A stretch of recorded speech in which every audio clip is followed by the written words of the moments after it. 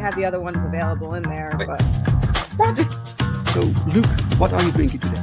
Coca-Cola. Morning on the way to the gym and set my ukulele on top of the car and then drove off down the road. I made a bow after that. Thank you. All right. Thank you for that. Thank you. Look at that. Yo! I learned my lesson from last time. What a welcome, thank you. I drink the most fruity drinks imaginable. It's laundry day. it's laundry day. So you always wear hats with laundry day? I'm going to do you a favor, James. As you say, later. So how did you two meet? Well, there's these places in San Francisco, I think they're called bathhouses. It's like one of those things where everyone wants to focus on like the big events that happen, but day to day, what we're doing is we're on like one of our draw streets, smoking weed, making comics. It's chill. It's so much fun, and like Oh, man, I'm not a YouTuber. I do this because I want to sell comic books.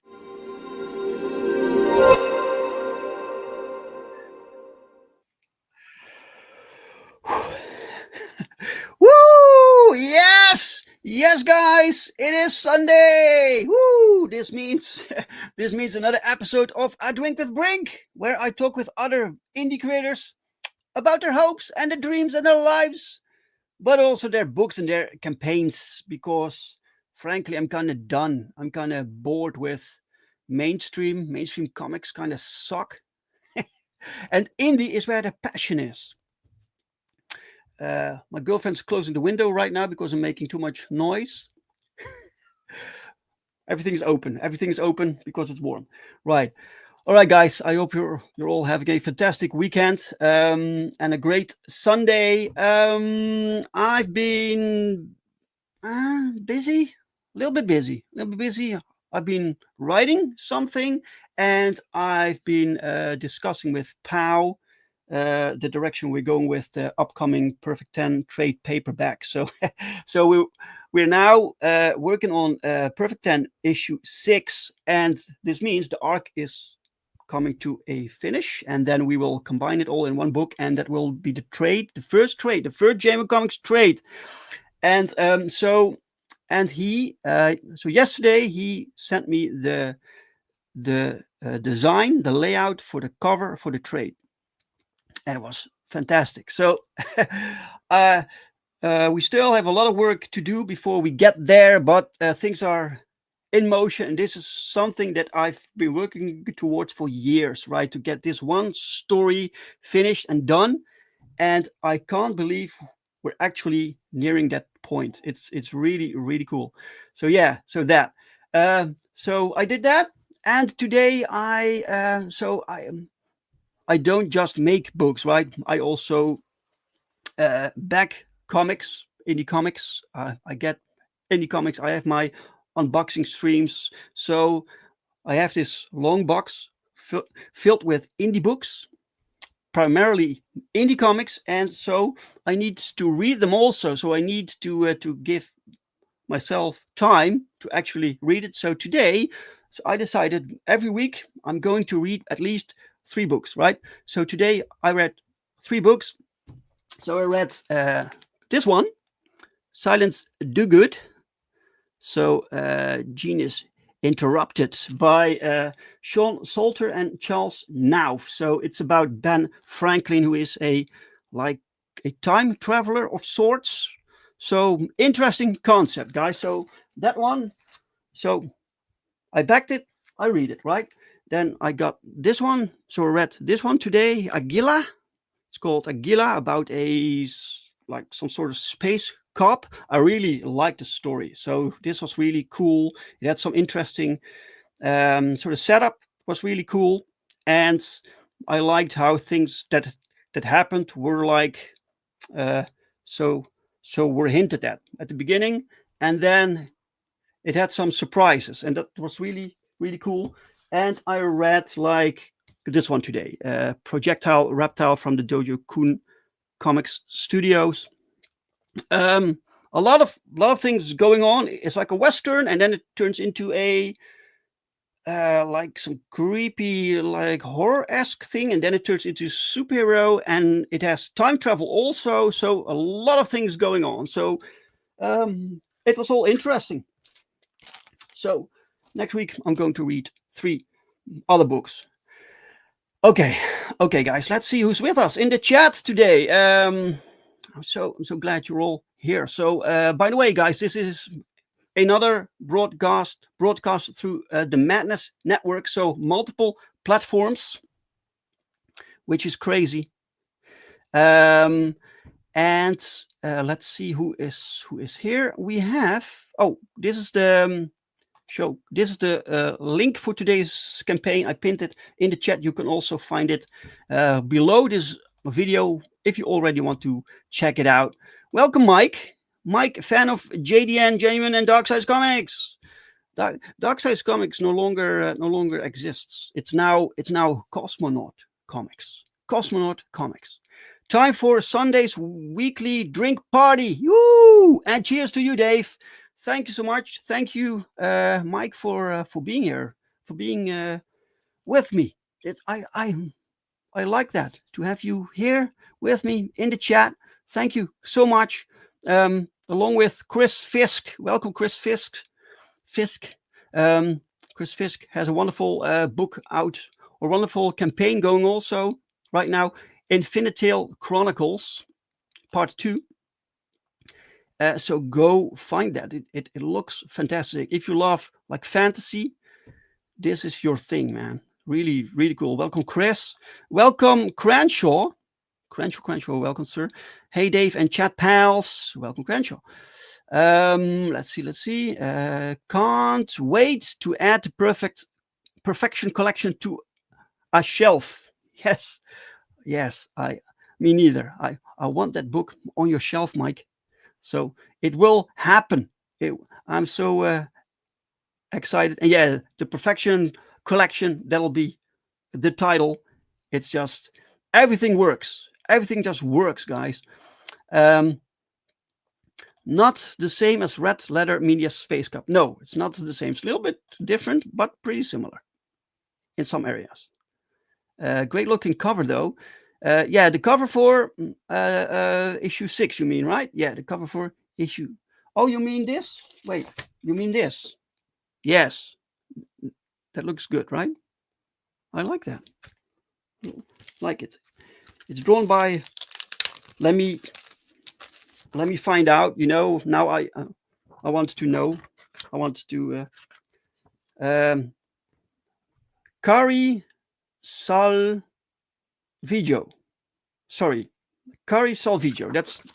That's who drew the cover. Really cool. All right. All right, guys. Madness. Welcome, Pops. Welcome, sir. Looking forward to this one. Thank you for dropping in. Thanks for the shout out. Yeah, of course, man. As I said to Soul Iron, I haven't changed from Dark Side to Cosmonaut in my username since both he and I are experiencing recent what? Censorship on YouTube? YouTube never does that. No, YouTube is crazy. Absolutely nuts. Right. Now that you mentioned it, I mean both covers, Aquila and Perfect 10, issue 6. Yes.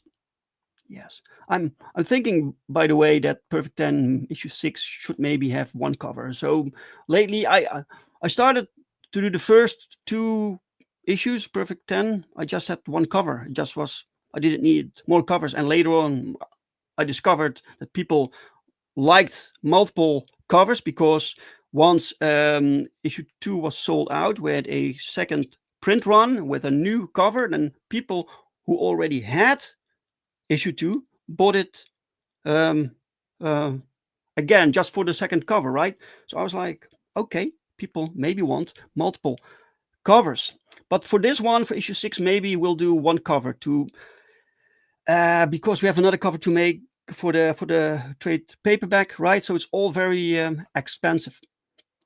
Eslin, welcome. Eslin, arrived late. No, you're just in time. The guest is still in the green room and it's time. Oh, say hi to your boss.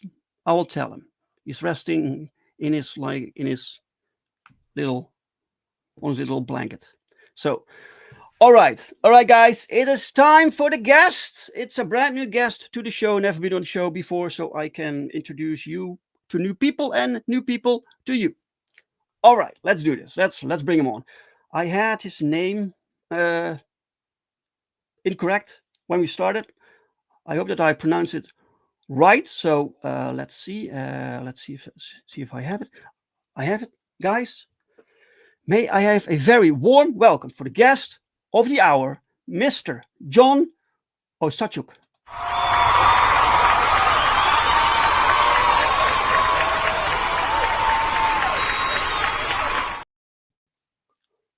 Thank you for that great introduction, Dave. Woo!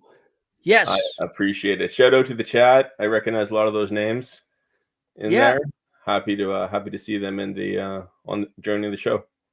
Welcome, John, says Mike. Thanks, Mike. Mike also says, yeah, you mentioned before that exclusive covers aren't consistently worth it, at least not yet. Yeah, I think there are a lot of people who buy multiple covers. So, but I sometimes I feel when people offer multiple covers, I don't know what your take on this is, John. It feels a little bit like you're trying to get as much out of your audience as possible, and there's a little bit of negative feel to it sometimes. I think maybe it's too much. You don't need like a lot of variants, right? Well, it seems like it's something really popular in the indie scene of having variant covers. I know for Inker, I did one. It was the piece that Skunk Artworks did for me. It was the first major portion of the project that I commissioned outside of the concept art and the ash can, which Ayala did for me. But I think in the future, when I produce a soft cover, I'll probably get an alternate cover done. I've reached out to a couple of really great artists, but that's the guy. I don't want to name any names, but there's one guy in particular who is really busy, and he said it would probably be at least a year or two before he had the time to do it. So I'm quite content to just run the hardcover campaign until he frees himself up. He recently had a really successful run on that just concluded. So he's a busy chap. So I won't. Yeah. He agreed to do one, so I'm quite happy to wait. I'm a really really patient guy. Even with the cover that Skunk produced for Inker took, I don't know, maybe it was 3 months. We had a solid month of just planning and concept design, and then he started his work, and he's such a master with the oil paints and everything that he does. Yeah, that he kept putting out. That's the one on the background here, right? Correct. Yeah. That's Kentaro the Inker, the protagonist.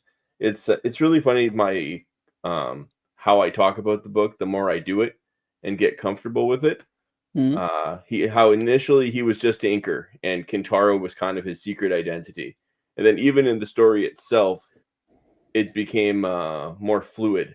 And now he's referred to as Kentaro the Inker.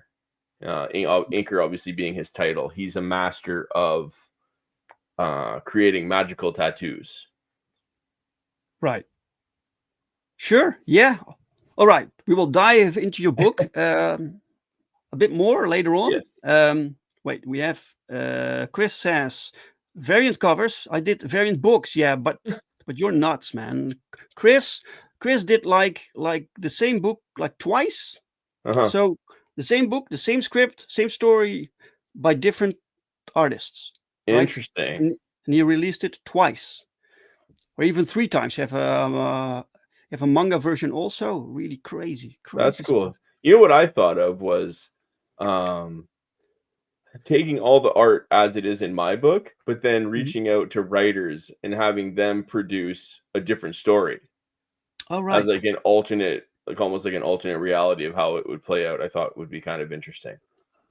So you mean you have like the pages drawn, and then a different writer writes a new dialogue?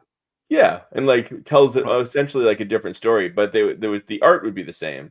But then Sure. I'd be curious to see how what other people say in the story as compared to what I produced, Yeah. Yeah, that's curious. and see how their But brains go down the path yeah, it's compared to what. just a coincidence that just before this stream, I watched there's the channel that I follow called it's from Mr. Norton, and he does like comic book reviews, and he reviewed a like a remastered version of Youngblood, the first 4 issues, Oh yes, like combined, and it was so I forgot the name of the writer. I'm so sorry, but he brought on this writer to rewrite the entire thing, but based on the pages that were done, right? Mhm. So because the original Youngblood didn't really have a story, it wasn't really coherent, cohesive. I see. So this writer tried to put actual personalities to these characters and stuff like that. Really, really interesting. So it changed everything completely, I right? bet. It changed everything completely. That's crazy. And sometimes I read indie comics and then I'm like, there's a good story here, but visually it could have been done differently and more effectively, I think. So sometimes the visuals and the story don't really connect. Mm. Well, You it's know? hard, right? Being a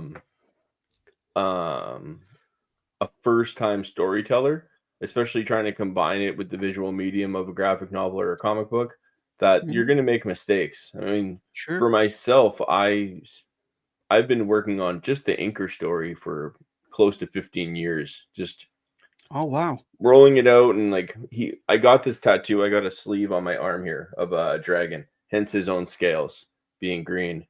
And that the Inker character was born in my mind when I got this tattoo, and I was like, isn't that a cool character, like this guy who can craft magic tattoos?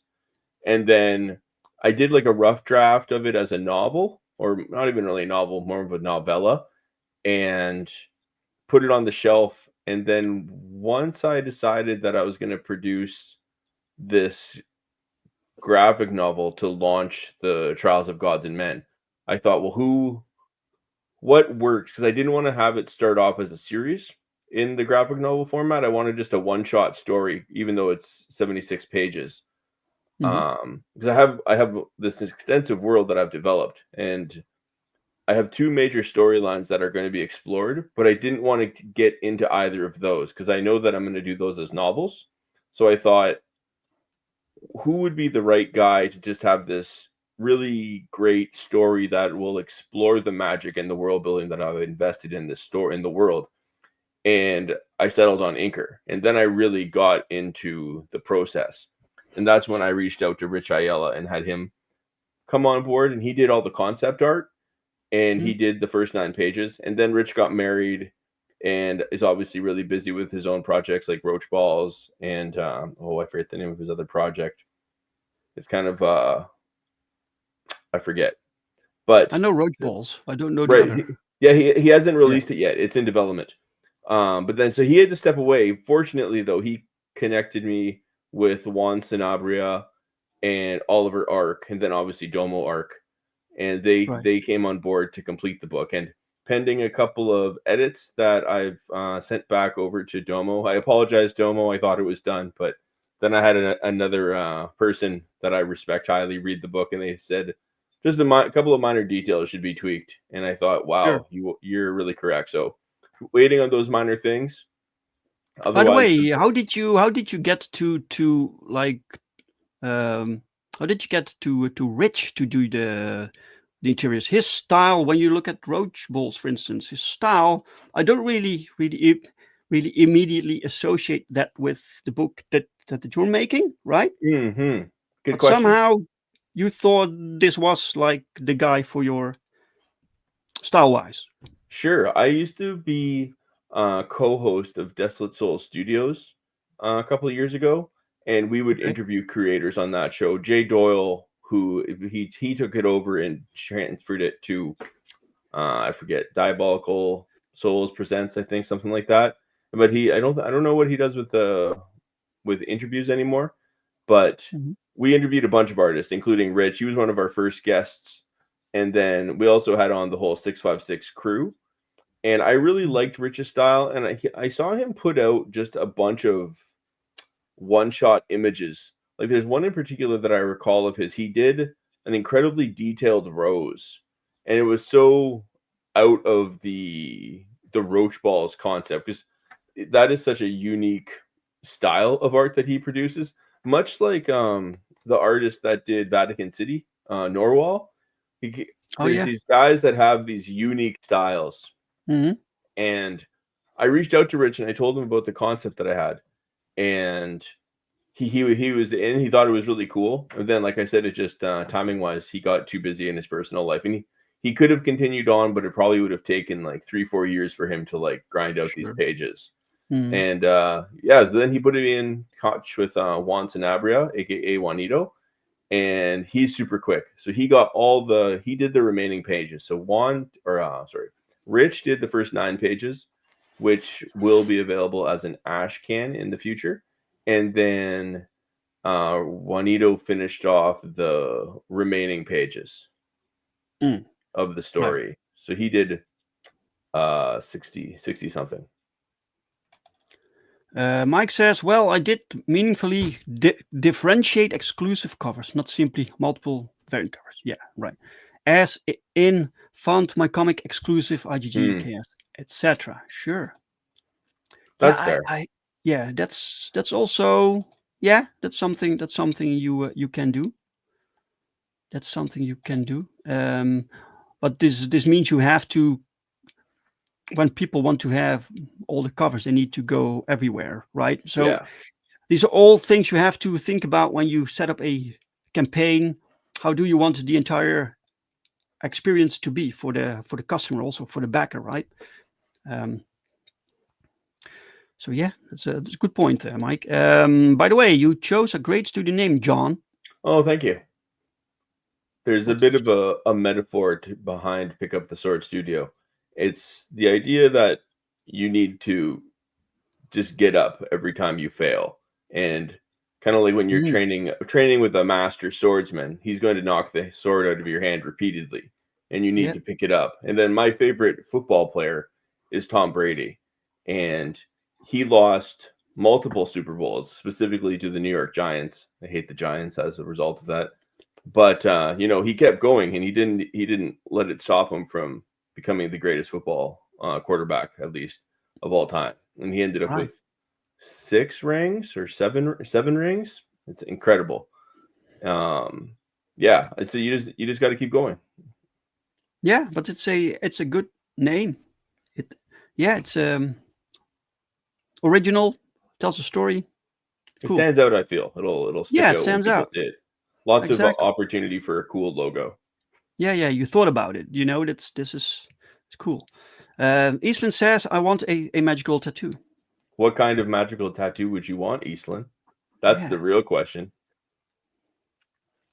What should it be able to do, right? Mm-hmm. Pick up the sword, die by the sword. Cheese Whiz adds personality. Cheese Whiz? That's an interesting approach. It turns comics into a stories drives art to art drives story exercise. Yeah, that with that's with the Youngblood example. So the writer like switched pages over to other so he started the story with a completely different part from issue 3 or something, and he brought that to issue 1. So it got a better smooth transition through the story, right? Mm-hmm. Well, I mean, there's so many different takes on what's important in the comic book storytelling sphere. Like, a lot of people love the art and the story is secondary, but then a lot of people come at it from the other side of saying, well, I want a good story, and that's what will keep me invested in reading in the series. And I'm very much a story guy. I want a good story. Yes. Like cool art, but if I'm going to be entertained, I definitely want a good story that makes me think and entertains me. Yeah. Yeah, there's this weird thing where writing is both like I don't know. There's this tendency towards writing that it's not really it's not really respected sometimes. But on the other hand, people do complain when the stories suck, right? That's right. And you have like a few legendary stories from the past, like Craven's Lost Hunt. These are remembered, so people remember stories, and the rest is kind of forgotten. You know the characters, but the stories Sure. they don't really matter, right? So you want to write something that's memorable. Absolutely. Chris That's says, my. "Oh, sorry, man. Go ahead. Go ahead. Oh, Let's Chris hear from says, Chris. love me some Roach Balls. That oversized book was awesome. It's like Ralph Bakshi graffitis on entire book." Definitely, Chris. That's a great take on Roach Balls. What was fascinating about Rich's approach on that was like how he did everything and like using almost every form of like artistic medium, like inks and pencils and what different tools to make the piece come to life. And I forget how long. I think he said it took him like 2 years or something to produce that book, which is insane. But it's so detailed and a very unique character. Oh yeah. Definitely. Yes, Mike says, I was just gonna comment on that, John. I'm drawn to Roach Balls, Ren and Stimpy's like art style, indie 90s nostalgia. Very, very. It's unique in the indie scene for sure. I don't see anybody producing something like what Rich did with Roach Balls. Oh, by the way, I should have said, just given that it's a drink with Brink, I'm drinking coffee from my Infinity Gauntlet mug. Usually it's the first question. I completely forgot, man. But yeah, coffee. Okay. Coffee's good.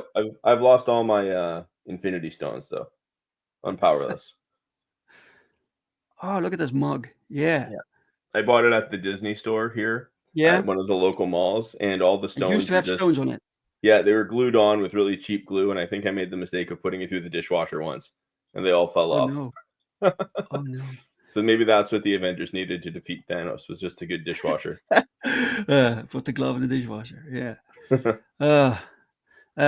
Drawn by James. Welcome, James. Dropping in to show a little love. Keep up the hard work, guys. Thank you, James.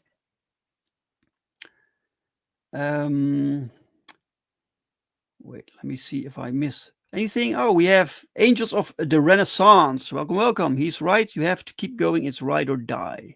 Definitely. For my own personal storytelling journey, it's something I've always wanted to do. And it's funny, children are so fearless, and I have a couple of little kids, and they'll just sit down and they'll tackle any project. But the older you get, it seems just the harder to grant yourself the gift of pursuing a creative hobby, especially if you're going to try to turn it into something that could potentially become a revenue source. And I've spent 30 years developing the story that is now called Trials of Gods and Men. And 30 years. There's been a lot of 30 plus, really, like since I was a teenager, and I'm 47 now. Oh wow. A lot of the concepts are kind of based from like teen and early 20 like Dungeons and Dragons campaigns that have just evolved over the years. Oh yeah. And a lot of inspiration from different books and comic books. My first comic series I collected was the Infinity Gauntlet, like the OG one, where Thanos tackles everyone in that 6-issue book or series. And Thanos was a really impactful villain to me. And just that concept of like this all complete power, but he defeats himself in the end because there's just some small detail that he overlooks. And even in that series, Adam Warlock states that that's what they're waiting for, because Thanos doesn't believe he's worthy of ultimate victory. And I just love that small nuance. And that's kind of what I try to I try to invest those small details into my own stories. And for a long time, I knew I wasn't a good enough storyteller to tell the story that I wanted to in regards to the scope of it. So I would, work on projects or work on short stories, work on just character development.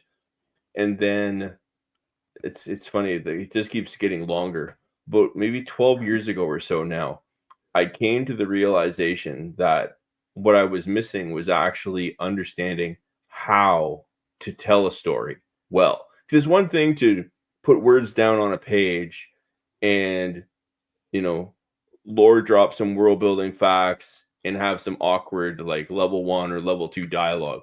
But that's not what I wanted to do. I wanted to create something that would really resonate with the audience. Like when I read books when I was a kid, they really spoke to me. And I was like pretty nerdy kid, bullied, had a lot of like mental health issues. So when I read like a Forgotten Realms book or a Dragonlance book and these epic fantasies that just took you away from the day-to-day problems of being a bullied kid, that's really what I'm aiming to do with my own stories. And this first one, Inker, is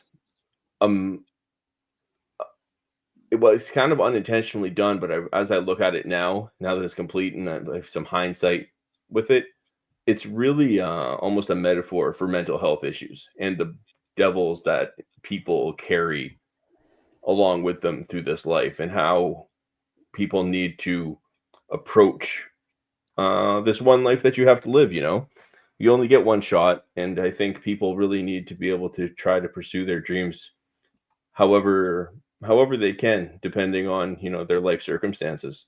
Mhm. And I hope that my own story and my own evolution as a storyteller could be something that will motivate people to at least have a little bit of escape, or maybe maybe they have a dream of being a writer or whatever art form it may be. If I can do a little bit of a positive message in the world, I think that's a good thing. Because I know Right. I know what it's like to be depressed, chronically depressed, and just anxious and alone. Like, not Inker, he's not the character, but a future character that comes about in the Trials of Gods and Men. He's a major protagonist and will have hundreds of thousands, well, maybe not hundreds of thousands, thousands of pages potentially following his story. He goes into the world alone, and he's always alone. And that's something that I experienced as a younger man, where I was very isolated just with after high school. I just really struggled with self-confidence and depression. And one of the things that kept me going day to day was this dream of being a writer. And I would just read stuff and escape into these stories. And I think that there's something to be said about gaining strength through suffering, especially as a writer. I believe Hemingway stated something along the lines of, you can't be a good writer until you've just suffered in life, because then you can write about it. Because otherwise, what are you writing about if you haven't suffered? If you look at some of the great writers like Tolkien, or I don't know about C.S. Lewis, but so many writers of that previous kind of golden age of fantasy fought in the world wars. So they saw what hell on earth was really like, and they were able to translate that experience into stories. And Tolkien, Yeah, will there always, is a therapeutic aspect to writing, right? It's Definitely. you put yourself out there. It's your outlet. So is that one of the motivators for you? Is that one of the reasons that you started to write also? Oh, definitely, for sure. Even as a little kid, I would it's like 6. There was a lot of abuse in my home, and I would escape with my like He-Man action figures. And I had an older sister, but she was 8 years older than me, so it was really like being an only child. And there was, like I said, there's lots of problems in the house. So I was the kid, rather than like try to fight the things that were around me. I would try to be like invisible and not be noticed, so that I didn't have that come to me. And I would just play with my toys, and like I would usually just be in my room hiding from the stuff that was happening.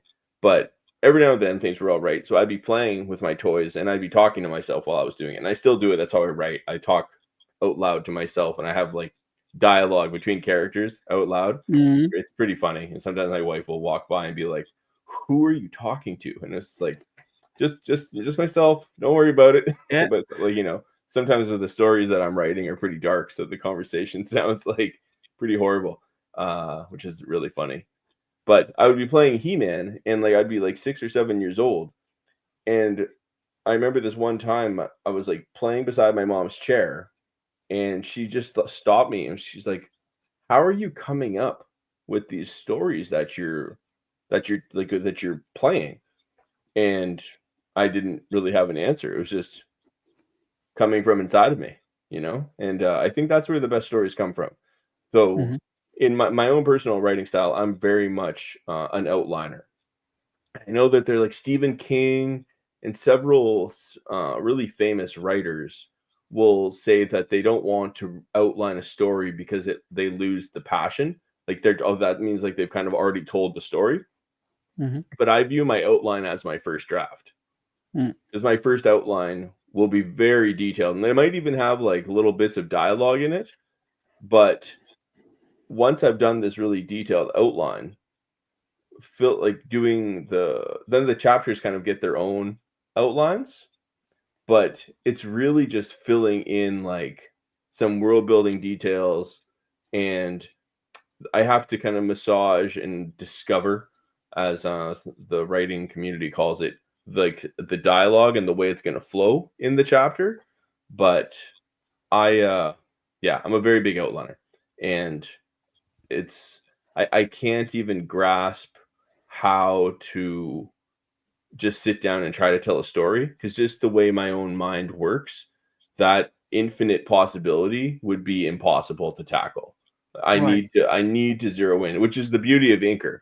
I have this great big world, but with Inker, I'm able to really zero in. It's like a single perspective story, as opposed to a lot of the other stuff I have in development for novels. I hop around from different characters, kind of like, I don't know. Have you ever read Dune by Frank Herbert? I haven't read it. No. Okay, so I'm not quite on that level where it's a billion characters. He will have a point of view of multiple characters in the same chapter at the same dinner party. And so as the reader, you're hopping from one person's head to another, and it's kind of overwhelming. So I don't do it quite to that degree, but I do enjoy telling a story from different people's perspectives, which allows the reader to know things that the other characters don't. You know what I mean? So like if this guy is the bad guy and you know he's the bad guy, but the hero doesn't, you're kind of in on the secret, and you're like, "Oh, but no, don't go down that pathway." Right? Yeah. I love that. So, but you said you need to outline your story because of the many possibilities you have, right? So you kind of Correct. Get lost otherwise. You need some sort of structure, right? But even when you make this outline, you still have to make decisions. You still have to start from these multiple possibilities. So how do you decide for yourself which route to go? Which possibility for you is the best for your story? I forget which who said it first, but I embrace the concept of you start when the character's regular day-to-day schedule is interrupted. So in the case of Inker, it's the case of when a certain character comes to him.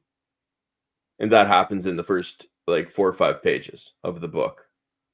Otherwise, he's just a regular tattooist, and he does his job, and he tattoos people, and he runs like a tavern in a district of the city. And then he kind of just has his regular schedule. But this time, demons are coming for him. So that's where the story starts, because there's conflict. and his regular schedule is interrupted. Because, like, Sure. say for you, you're gonna do the show, and then after the show, you're gonna go see your girlfriend. Then after that, you're gonna go to a cafe with her, and then maybe you're gonna go for a walk along the canals, and then you're gonna grab dinner, and then you come home, brush your teeth, go to bed. What if after you get off with me, ninjas attack you and steal all your comics?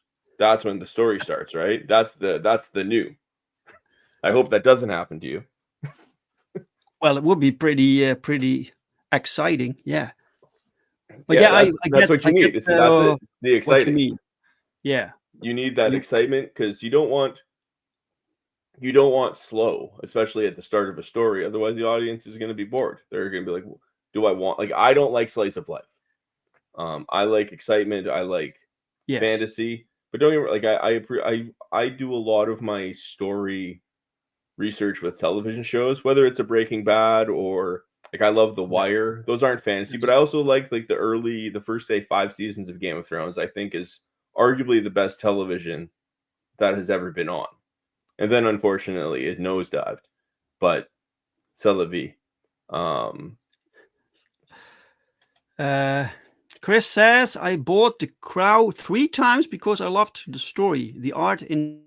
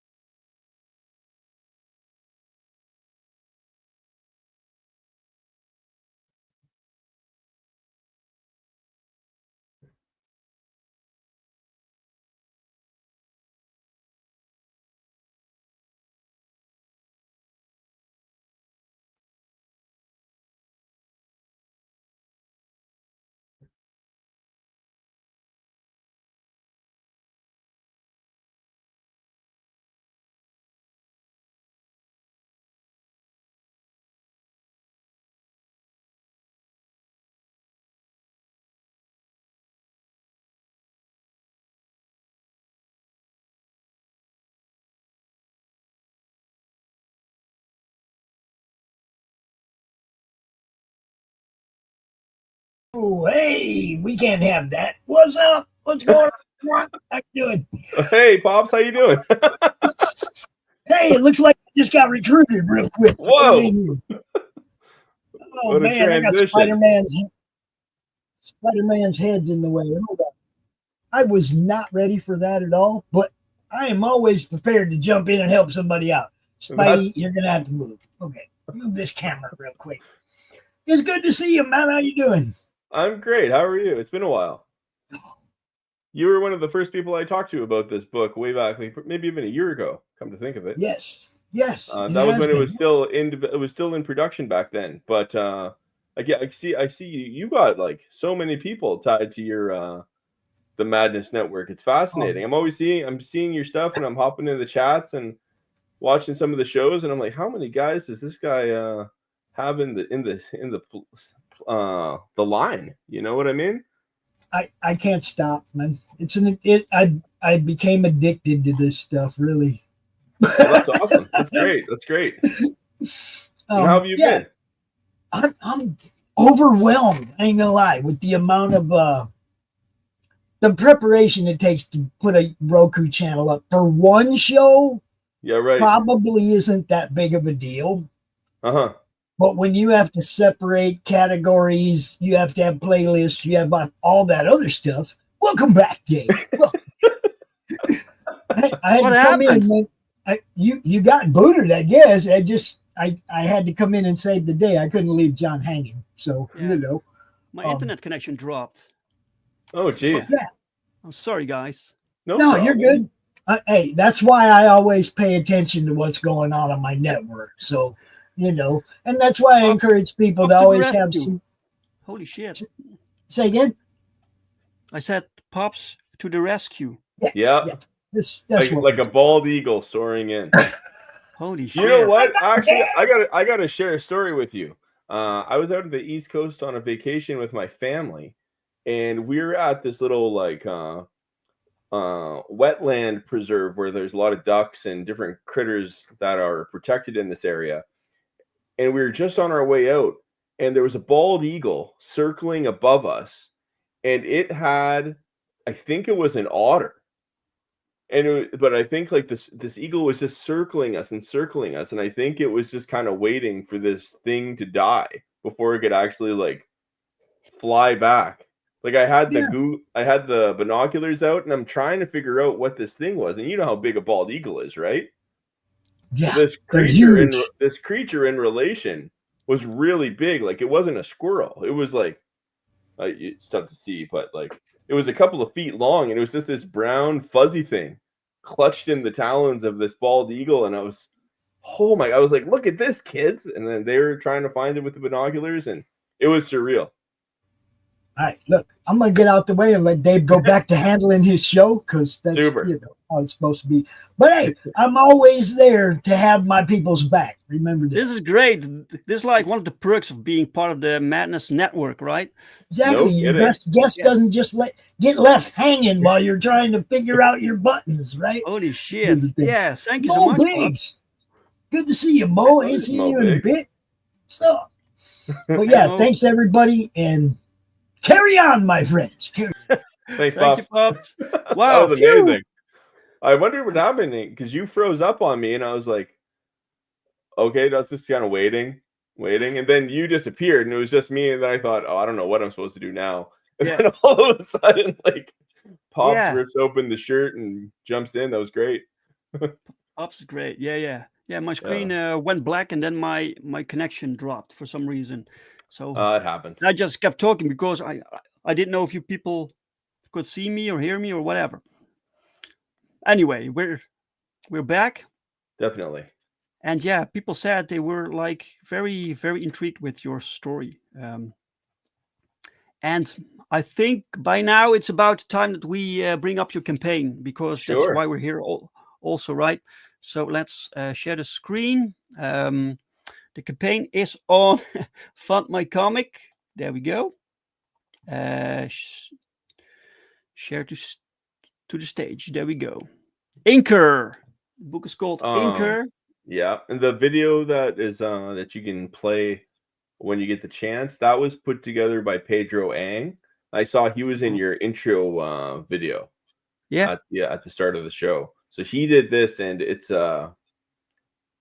was a really great investment. I'm very pleased with how it turned out. All right, let's watch.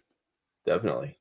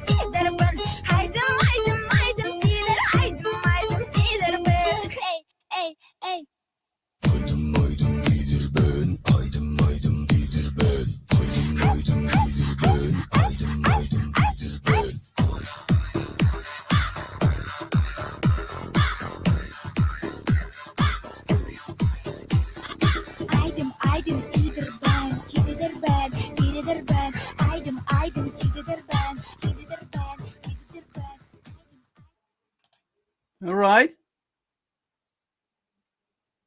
Cool. That's interesting music. That's this indigenous band from Siberia called Otikin. And on their personal website, they have an announcement encouraging people to use their music in their videos. Right. Mo Big says, I thought the trailer was a bit too quiet. I was wrong. Woodim, welcome Woodim. He says, nice animatics. Yeah, Pedro did a great job. Yes, Pedro is great. I recently saw the Lucent, Michael Bancroft's book, someone produced an AI trailer of it. I thought Camel that would, Moon did that. yeah, Camel Moon. I would like to see him do that for Inker. All right. Well, you can reach out to him. He does it Yeah, for people. Indeed, so if you for want, sure. reach out and bring some cash, and he will do it. Yeah, that's key. Yeah. Right. So, Inker Trials of Gods and Men. You only have one backer so far. When did you launch this? Just over a month ago. I'm not too concerned. I'm super patient. While I'm doing this, I'm also selling it locally, and I'm having really great results selling it in person. So this is more for like the American international audience, and then it'll pick up. Just people don't know who I am. Once the books start to get out into the world, then the growth should continue. So if you say you sell it in person, does this mean you have the actual book? No, I've been doing like a pre-order campaign. So I've been telling people about this book, and then people are just like, "Wow, how can I get it?" I'm like, "Well, you can pre-order it right now if you want." And then they're like, "Okay, here's $100." Oh, really? Oh, cool. Yeah, definitely. Welcome, OG writer Bloodline Josh Perry. What's up, Hi Josh out Perry? there, and good morning. Good morning to you.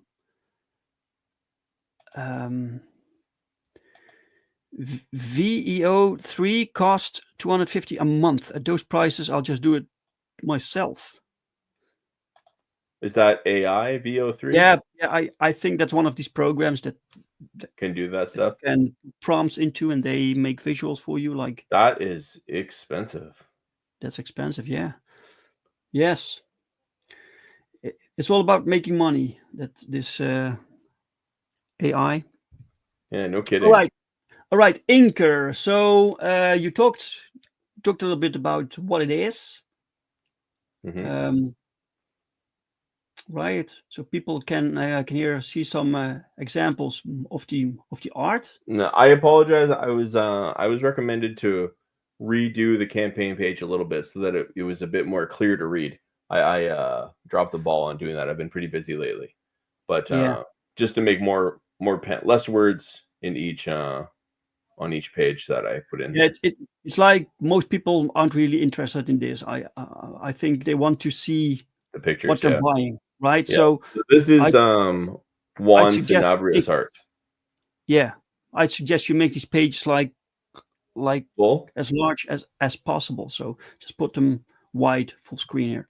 Gotcha. Right. This is Rich's art? No, this is Juan. This is Juan Sanabria. All right. Rich, back in the video, the very first image of like the smiling woman, that's Rich. I'm pretty sure I have some more Rich down below. I could be wrong though. But yeah, this is all Juan Sanabria, and then obviously colored by Oliver Ark. And this is just a bit of this temple, that first piece of art with the lady holding the baby. That's a flashback scene. That is page 10 of the book. It's I really like what Juan did. That was the first piece that Juan sent me, and I really liked it. There's this temple in the mountains to this order of monks. And this child is delivered over to them in the world that I've created. Certain portions of some of the cultures, their children have kind of pre-ordered destinies of what they're going to do. So like the first son will go in like kind of the head of the family, and then the second son would typically be delivered over to military service, and then the third sons are assigned to some religious order. And in this corner of the world, they're handed over to this order of tattooed monks. Right. All right. Okay. Nice. This has been a story 30 years in the making, right? Mm-hmm. Oh, that's Rich. That's a double splash. Oh page. yeah. Right. Yeah. I love his explosion. So did Rich also design the characters? Yes. We probably went back and forth maybe for a month or so. I sent Mhm. him a pile of images of what certain characters should look like, and then he put together a bunch of sketches, and then delivered these first 9 pages. That is the ash can for Inker, and it looks great. And like it's you can see Rich's style, but it's so different from what like say a Roach Balls is, obviously. Yes. Yes, but you can still recognize it, right? As Yeah. as Yeah, he him. has a distinctive style. It's great. Yes. Really nice. Right. So this is a like double page splash from the book also? Yeah. And Yeah, this what's the page is story and 8, 8 and 9. So what ends up happening is Kintaro, uh, this is like the excitement where where his day-to-day changes. He receives a scroll case, and he doesn't what him and the man to his right on the screen, the guy kind of clutching his stomach, his Mhm. name is Toro. He's the bartender, and Toro delivers this scroll case to Kintaro, and Kintaro looks at it and thinks like, "Wow, looks kind of odd." And then it explodes, and then you'll find out kind of what happened. It's like this magical electric cobra erupts, and it's gonna kill Inker. But Inker sticks it into this big kind of pot-bellied wood burning stove, and the resulting explosion is the magic being destroyed in the Oh. heat of the stove. And that's like that foreground residue of smoke coming off of the wood, that's like from inside the stove. And that's the reveal that Kintaro is there's more to than he's more than meets the eye, because he's covered in these crazy tattoos. And even though he was in the heart of this massive explosion, he's not really the worse for wear. So there's something mysterious about him. And then obviously the rest of the story will explore that mystery. Not to mention the danger that delivered the cursed scroll case. Right. Wow. Okay. Lot of magic, lot of unique magic that I've been developing for my story, and that's just that's a drop in the bucket, really. So you've been developing magic, you said, or already Magic systems. magic systems, right? Yeah, yeah. Mhm. Right. So like for him, it's this unique tattoo magic that he manipulates, and the origins of it are explored in the book. So I'm not going to get into it too much, but it's really cool, and the people that have read it agree with me.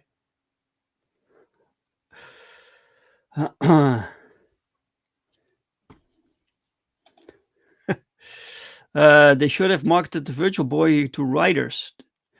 As John was saying earlier, it's important for writers to have suffered.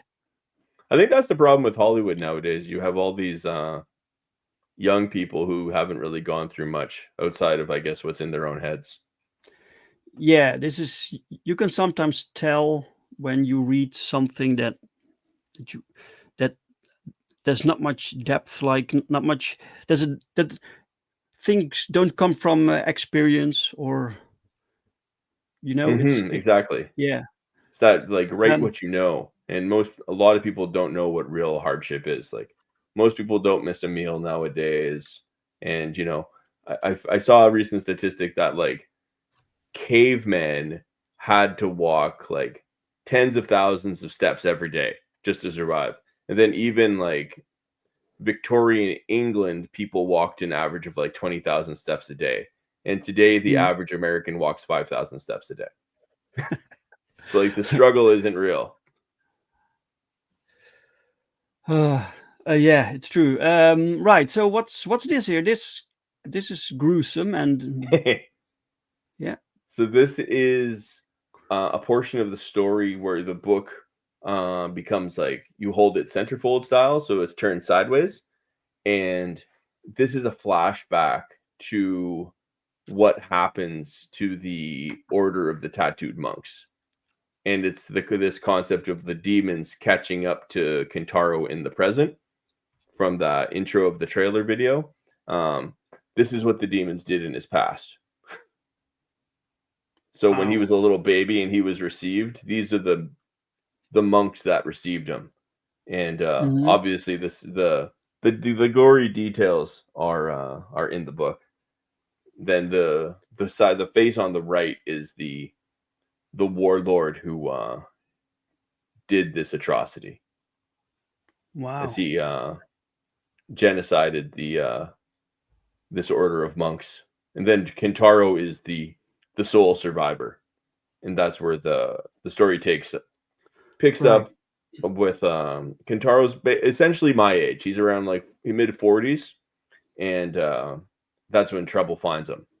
So we have some flashbacks to explore his backstory, a little bit of world building and lore building for the world, and then this great kind of urban fantasy horror story. Look at this art, man. This is Right? crazy. It's so good. When he sent me the final version, I have it at my house. It's an oil painting, and it's hanging in my office, and it's such an amazing That's piece of art. photorealistic almost, you know? Yeah, it is obviously different from the style of art inside the book, Yeah. but I wanted a cover that would stand out.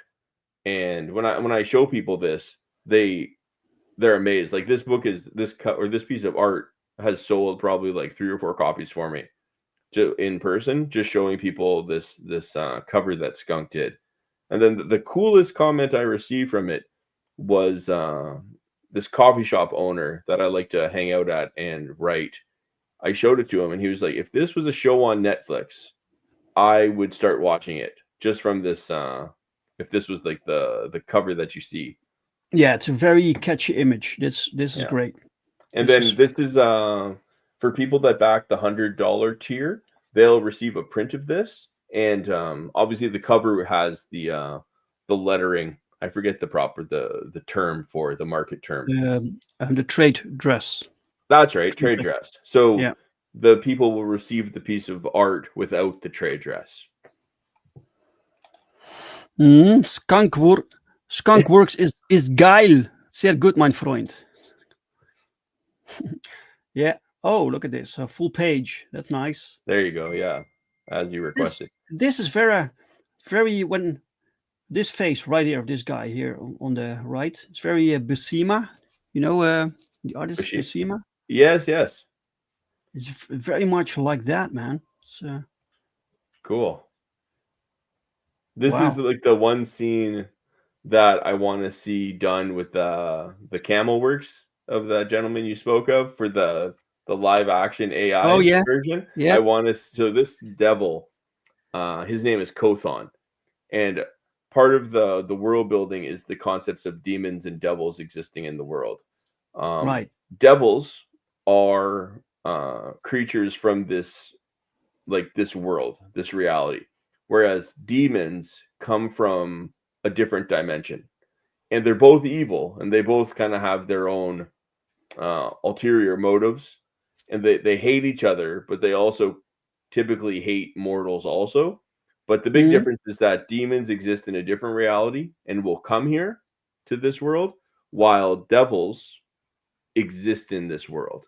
So these monks have found a way to reduce the devils into an ink, and then the ink is tattooed into their skin, and then the devil lives in their skin and can serve as a guardian.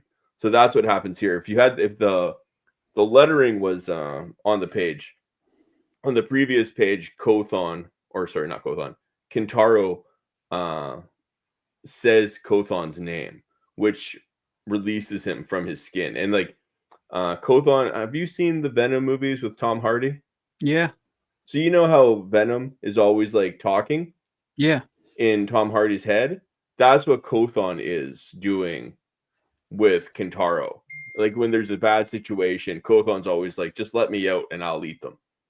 So there's this measure of discipline that these tattooed monks must maintain when they get to the level of allowing a devil to live beneath their skins, because it would be really easy to just allow the devil to effectively consume them, because there's so much power in these devils have, because they're not mortal. They're these immortal creatures, and The design is really heavily inspired by the Japanese Oni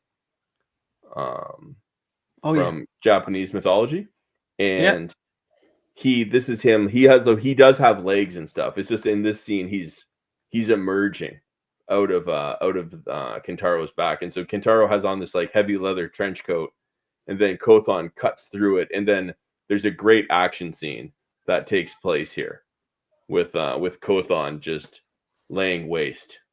It's funny when I say that this is if this was a show on Netflix. Yeah, Mo Big says if this was a show on Netflix, the trailer would have a middle-aged black lady saying, "I don't care what the comic books say, the ink was a gay man."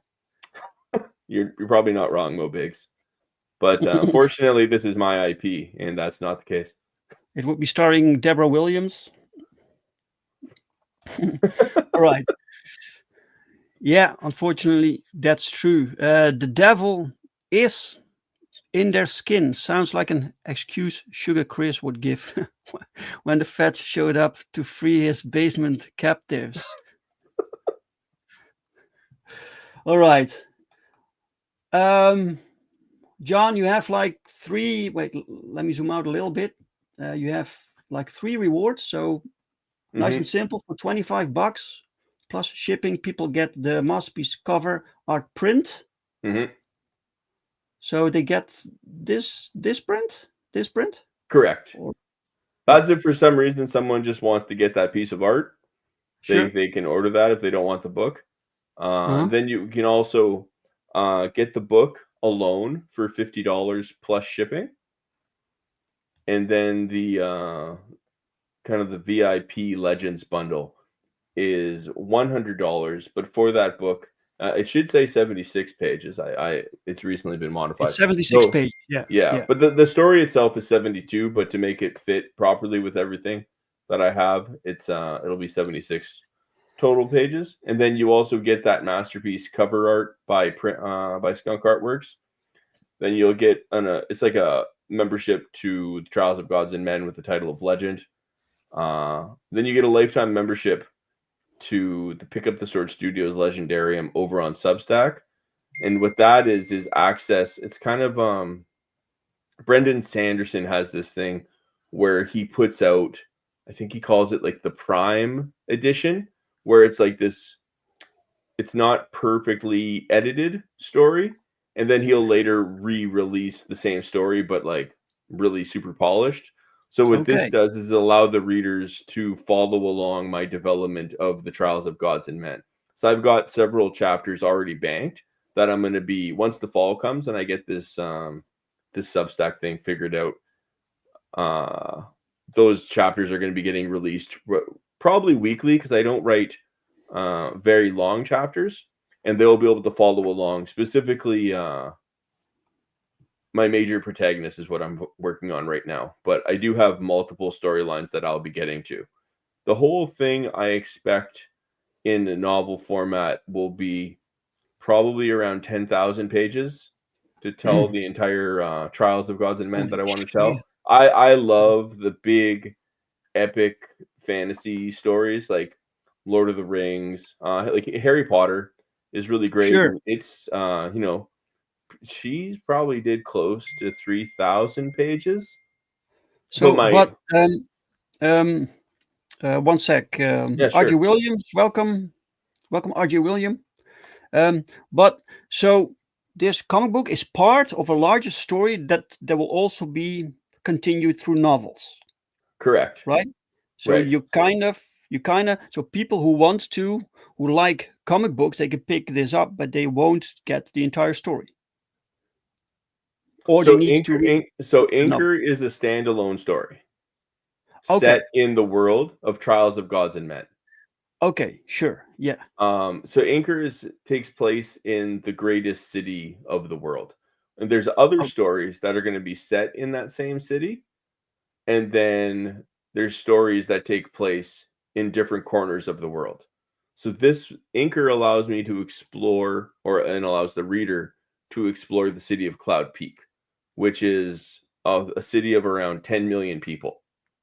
There's seven separate districts and Inker itself goes through 4 of them, I feel.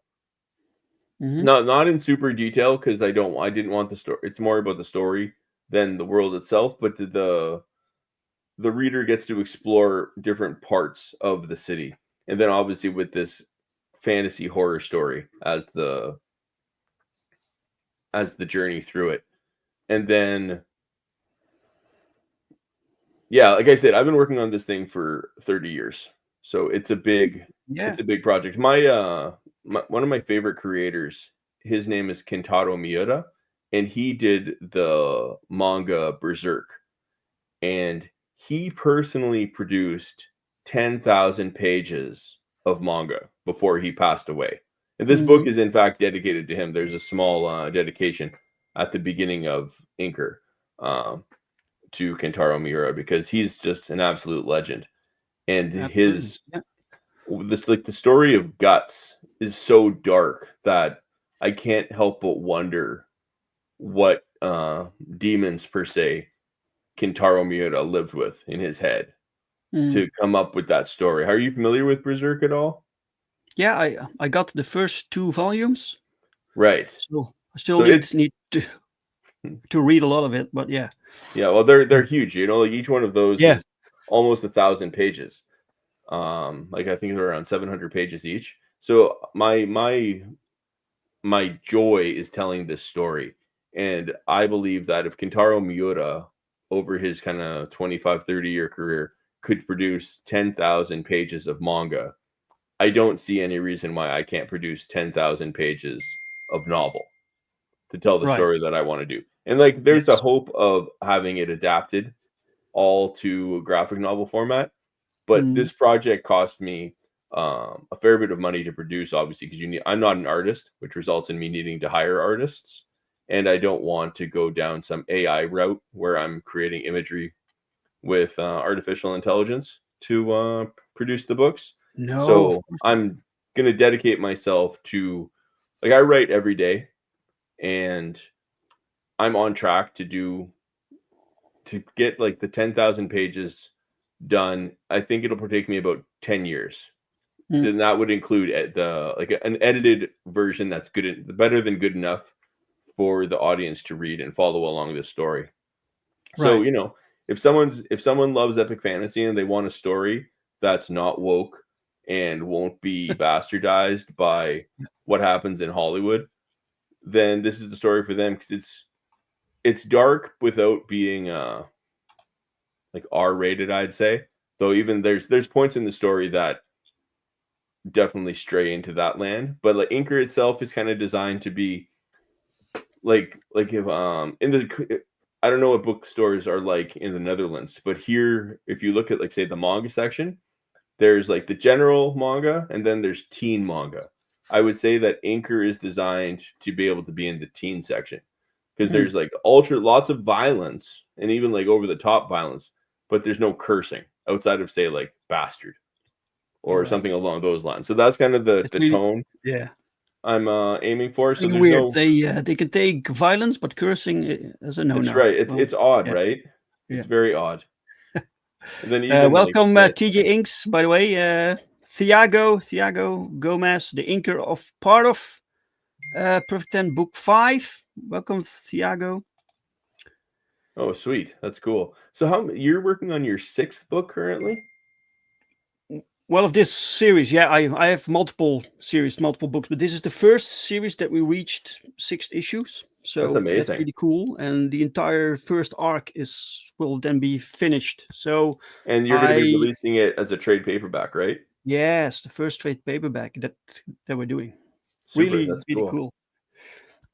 John, we need to close off the show, sir. It was a pleasure listening to you. It was very, very interesting. Thank you. So you were saying, I think you were saying before we started the show that you would bring this to Kickstarter also later on. Yeah. Right. Summer's really busy for me, and I wanted to get it out, have a platform available. So I went with FundMyComic, because I really appreciate what those guys are doing with, no censorship. Like there was the comment before. Yeah. I really appreciate what they're doing. I will do a limited edition, or sorry, not a limited edition, but like the shorter time scale or time frame that Kickstarter does, probably like a 60-day campaign. Mhm. But that's not going to be for quite some time. I'm going to really take my time Sure. and put it together well. And in the meantime, it'll be available for people on FundMyComic. So Excellent. Okay, they're good guys guys, over there. the link to the campaign is in the description of this video. So go check it out if it's something you like, if it's your thing, and go share it out. There are people out there who need to see this campaign. This is their book, right? So yeah, John, thank you for being my guest for today, sir. I thank you for showing us your book and talking about it. It was my pleasure. Special thanks to all you guys, to the chat, to people watching, to people watching from the replay. Also, thank you so much for being here with us, for your comments, for your likes. Please give it a like if you like this conversation, despite the technical difficulties. Shout Thank out, you so Pops. much. Yeah, thank you, Pops. Special thanks to Pops. Props to Pops. And guys, I'll be back next Sunday. So next Sunday is another show with a new guest. So same channels, same time, new show. Yeah. See you guys then. Bye.